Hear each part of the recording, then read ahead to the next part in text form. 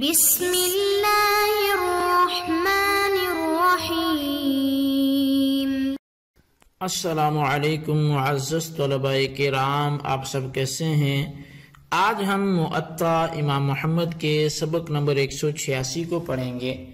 آج کے ہمارے سبق کا عنوان ہے ایک سے زائد بیویوں کے درمیان تقسیم کاری کا بیان۔ آج کے ہمارے سبق کی جو عبارت ہے وہ باب الرجل تکون عنده نسوۃ کیف یقسم بینہن سے شروع ہوتی ہے۔ تو مطلب اس کا ترجمہ یہی ہے کہ ایک سے زائد بیویوں کے درمیان حقوق کی تقسیم جو ہے وہ بندہ کیسے کرے گا، اس حوالے سے یہ باب ہے۔ تو بہرحال اس کی احادیث کی طرف بڑھتے ہیں کہ حدیث امام محمد رحمۃ اللہ علیہ اس باب میں لکھیں گے، اور اس کے بعد اپنا نظریہ جو مذہب حناف ہے وہ بیان کریں گے۔ اس کے بعد ہم نے جو آج سبق پڑھنا ہے اس میں جو ائمہ اربعہ ہیں ان کے درمیان ایک بیوی اگر پہلے سے ہو اور دوسری آ جائے تو پھر حقوق کی ادائیگی کے حوالے سے جو کچھ ایک اختلاف ہے آپس میں تو وہ کس حد تک کا ہے، اس کو بھی ہم تھوڑا سا سمجھنے کی کوشش کریں گے، اور مذہب حناف کی جو برتری ہے تو اس کو بھی واضح کریں گے۔ تو بڑھتے ہیں جی آج کے سبق کی عبارت کی طرف اور پھر اس کی باقاعدہ وضاحت کریں گے۔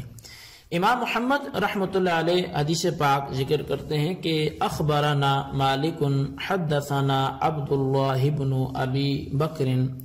عن عبد اللہ الملک بن ابی بکر بن الحارث بن ہشام عن ابیہ ان النبی صلی اللہ علیہ وسلم حین بنا بأم سلمۃ قال لها حین اصبحت عنده لیس بک علی اہلک ہوان ان شئت سبعت عندک وسبعت عندهن وَإِن شِئْتِ ثَلَّثْتُ عِنْدَكِ وَذُرْتُ قَالَتْ ثَلِّث۔ امام محمد رحمۃ اللہ علیہ لکھتے ہیں کہ امام مالک نے ہمیں خبر دی ہے، اور وہ فرماتے ہیں کہ ہمیں عبداللہ بن ابو بکر نے عبد الملک بن ابو بکر بن حارث بن ہشام سے خبر دی، اور انہوں نے اپنے والد سے خبر دی ہے کہ جب نبی اکرم صلی اللہ علیہ وسلم نے اپنی زوجہ حضرت ام سلمہ رضی اللہ عنہا کے ساتھ شب باشی فرمائی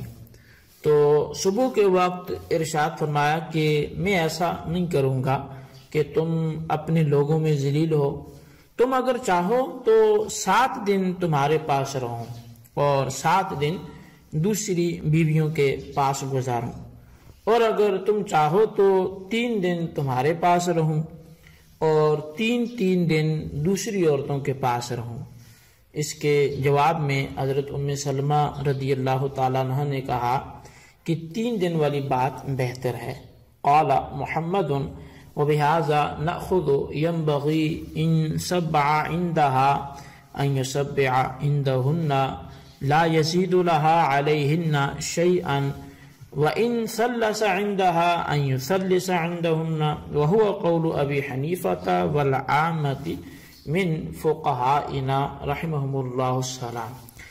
امام محمد رحمۃ اللہ علیہ حدیث پاک لکھنے کے بعد مذہب احناف کو بیان کرتے ہوئے آپ فرماتے ہیں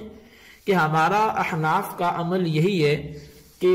آدمی کو چاہیے کہ اگر وہ 1 ہفتہ نئی بیوی کے پاس گزارتا ہے تو دوسری عورتوں کے پاس بھی 7 دن وہ گزارے گا، اس پر کوئی اضافہ نہیں کرے گا، اور اگر نئی بچوں کے جو نئی بیوی ہے اس کے ہاں وہ 3 دن قیام کرتا ہے تو پھر دوسری بیویوں کے پاس بھی 3 دن تک وہ ٹھہرے گا۔ امام اعظم امام ابو حنیفہ رحمۃ اللہ علیہ اور ہمارے دیگر فقہائے کرام کا بھی یہی قول ہے۔ اچھا، اب یہاں پہ متن کی بات آ کے پوری ہوئی تو پہلے سے موجود بیویوں اور نئی دلہن کے درمیان تقسیم اوقات کے حوالے سے جمہور علماء امام مالک، امام شافعی، امام احمد بن حنبل رضی اللہ عنہما یہ اکثریت اس طرف ہے، یہ فرماتے ہیں کہ نئی اور پرانی کے حقوق یوں ہیں، اگر نئی بیوی کنواری ہے تو شب زفاف کے بعد اس کے ہاں زیادہ دن ٹھہرنا اس کا حق ہے، یعنی نئی کنواری بیوی کے ساتھ 7 دن رہنا چاہیے، اور 7 دن کے بعد پرانی بیویوں کے ساتھ ایک دن بسر کرے۔ اور اگر نئی بیوی مطلقہ یا بیوہ ہے تو اس کے ساتھ پہلے 3 دن گزارے، اور پھر ہر ایک بیوی کے ساتھ ایک دن بسر کرے۔ لیکن امام اعظم امام ابو حنیفہ رضی اللہ عنہ کے نزدیک یہ تقسیم کاری میں نئی اور پرانی بیوی کے درمیان کوئی کمی بیشی نہیں ہے، یعنی جیسے جمہور نے تو فرق کیا اور نئی کو کچھ ایام زیادہ دیے، جبکہ امام اعظم فرماتے ہیں کہ برابر کی تقسیم کاری یہ واجب ہے۔ اگر نئی کے پاس 3 دن رہتا ہے تو پھر پرانی بیویوں کے پاس بھی 3 دن بسر کرنے چاہیے۔ نئی کے پاس ہفتہ رہتا ہے تو پرانیوں کے پاس بھی ایک ہفتہ بسر کرنا چاہیے، یعنی اس کے نئی یا پرانے ہونے کی وجہ سے پرانی بیویوں کی حق تلفی نہیں کی جائے گی، بلکہ ان کے حقوق وہ بدستور ادا کیے جائیں گے۔ اچھا، اس حوالے سے امام اعظم کے مذہب پر وہ کئی ایک دلائل ہیں، بالخصوص اللہ تبارک و تعالی نے سورہ نساء میں ارشاد فرمایا کہ وَإِنْ خِفْتُمْ أَلَّا تَعْدِلُوا فَوَاحِدَةً، اگر تمہیں ایک سے زائد بیویوں کے درمیان عدل و انصاف نہ کر سکنے کا خوف ہو تو پھر ایک ہی پر اکتفا کرو۔ اس حکم میں ایک سے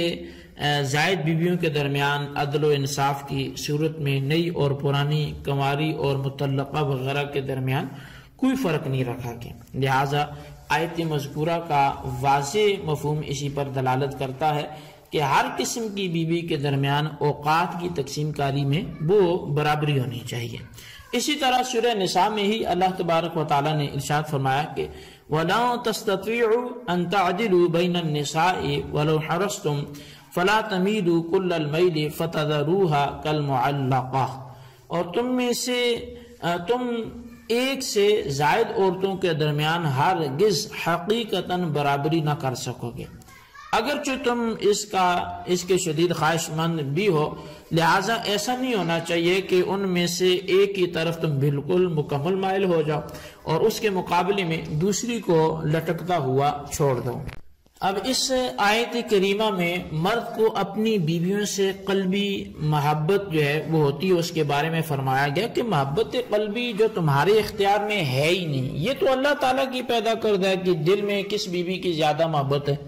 اس میں تم ہر بیوی کو برابر درجہ کی محبت نہیں دے سکتے، مطلب جو دل میں ہے۔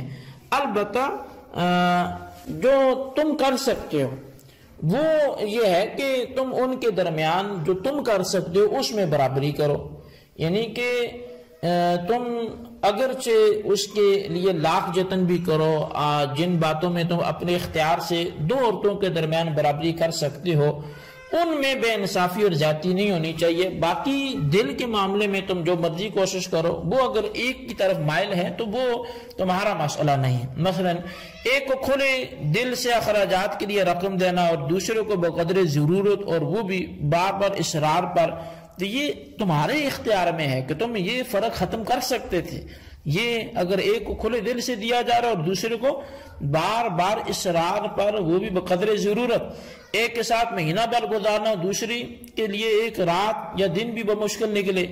تو اس آیت مذکورہ میں بقدر امکان عدل و مساوات کو ضروری قرار دیا گیا ہے۔ اس میں جو نئی دلہن ہو یا پرانی ہو اس کے درمیان کوئی فرق نہیں رکھا گیا کہ نئی پرانی والی کو شروع میں آپ نئی والی سے آپ مغلوب کر سکتے ہیں اور نئی والی کو برتری دے سکتے ہیں، ایسا کچھ بھی نہیں بولا گیا۔ تو جب ایسا کچھ بولا ہی نہیں گیا تو پھر اس کا مطلب ہے کہ نئی اور پرانی کا کوئی فرق نہیں ہے، بلکہ سب کے درمیان یہی بات رہے گی اور سب کو برابر کا ہی درجہ دیا جائے گا۔ اسی طرح جامع ترمذی میں حضرت سیدہ عائشہ صدیقہ رضی اللہ تعالیٰ عنہ کے حوالے سے آپ فرماتی ہیں کہ ان نبی صلی اللہ علیہ وسلم کان یقسم بین النساء فیعدل ویقول هذه قسمتی فیما املک فلا تلمنی فیما تملک ولا املک۔ آپ اللہ تبارک و تعالیٰ کی خدمت میں عرض کرتے کہ مطلب آپ فرماتی ہیں کہ نبی علیہ السلام اپنی بیویوں کے درمیان باریوں کو تقسیم فرمایا کرتے تھے تو خوب عدل و انصاف سے کام لیا کرتے تھے، اور فرمایا کرتے تھے یہ میری تقسیم ہے، یعنی اللہ تعالیٰ سے دعا کرتی یہ میری تقسیم ہے جو میرے بس میں ہے، اور جن کا اے اللہ تو مالک ہے اور میرے بس میں نہیں ہے ان پر تو مجھے ملامت نہ کرنا۔ تو اس سے روایت میں بھی نئی اور پرانی کا کوئی امتیاز نہیں کیا گیا۔ اگر اس کی گنجائش ہوتی تو خود ام المؤمنین حضرت عائشہ صدیقہ رضی اللہ تعالیٰ عنہ وہ واحد زوجہ رسول ہیں جو کنواری آپ کے عقد نکاح میں آئی تھی، تو ان کے لیے دوسری ازواج مطہرات کی بنسبت ملاقات اور باریوں کے اعتبار سے اگر امتیاز ہوتا تو یہ مستحق تھی، اور خود نبی علیہ السلام کا امتیاز جو ہے امتیازی اول تھا، اس کا ذکر فرماتی۔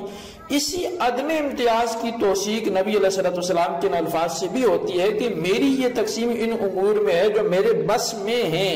کھانے پینے، شب باشی، باریوں وغیرہ میں آدمی جو کچھ کرتا ہے وہ اپنے اختیار سے کرتا ہے، لہٰذا معلوم یہ ہوا کہ اختیاری امور میں ہر عورت برابر کی حقدار ہے، اور باقی جو دل کا مسئلہ ہے تو وہ آپ نے دعا کی کہ مالک مجھے اس معاملے میں ملامت نہ کرنا، یعنی اگر دل میرا کسی ایک طرف مائل ہو تو وہ تیرے اختیار میں ہے۔ اسی طرح حضرت عائشہ صدیقہ رضی اللہ تعالیٰ عنہ ہی روایت کرتی ہیں، صحیح ابن حبان میں یہ روایت موجود ہے کہ حضرت عائشہ صدیقہ رضی اللہ تعالیٰ سے حضرت عبداللہ بن یزید اور ان سے ابو قلابہ یہ راوی ہیں کہ حضرت عائشہ صدیقہ رضی اللہ تعالیٰ نے فرمایا کہ کان رسول اللہ صلی اللہ علیہ وسلم یقسم بین نسائہ فیعدل ثم یقول اللہم ھذا فعلی فیما املک فلا تلمنی فیما لا املک، کہ حضرت عائشہ صدیقہ فرماتی ہیں کہ نبی علیہ السلام اپنی ازواج مطہرات کے درمیان اوقات کی تقسیم فرمایا کرتے تو عدل سے کام کرتے، پھر اللہ تعالیٰ کے حضور عرض کرتے اے اللہ یہ میرا فعل ہے جس کا مجھے اختیار ہے، لہٰذا تو میرے ان کاموں میں ملامت نہ کرنا جو میرے بس میں نہیں ہے۔ تو اس روایت میں بھی اس سے پہلی روایت کی طرح امور جو ہیں ان کو امور اختیاریہ میں عدل و مساوات کرنے کا امر جو ہے وہ موجود ہے، اور غیر اختیاری باتوں میں اگر کمی بیشی ہو جاتی ہے تو اس کے متعلق بات درست نہیں ہوگی۔ تو بہرحال جی اس حوالے سے اور بھی کافی حدیثیں تو موجود ہیں، لیکن میرے خیال سے مفہوم سمجھنے کے لیے اتنی بات کافی ہے کہ مذہب احناف جو ہے وہ اپنے طور پہ درست ہے اور اسی پہ عمل کیا جائے گا۔ اللہ تبارک و تعالیٰ سے دعا ہے جو بڑا ہم نے سنا اسے یاد رکھنے کی توفیق نصیب فرمائے، آمین بجاہ النبی الامین صلی اللہ علیہ وسلم۔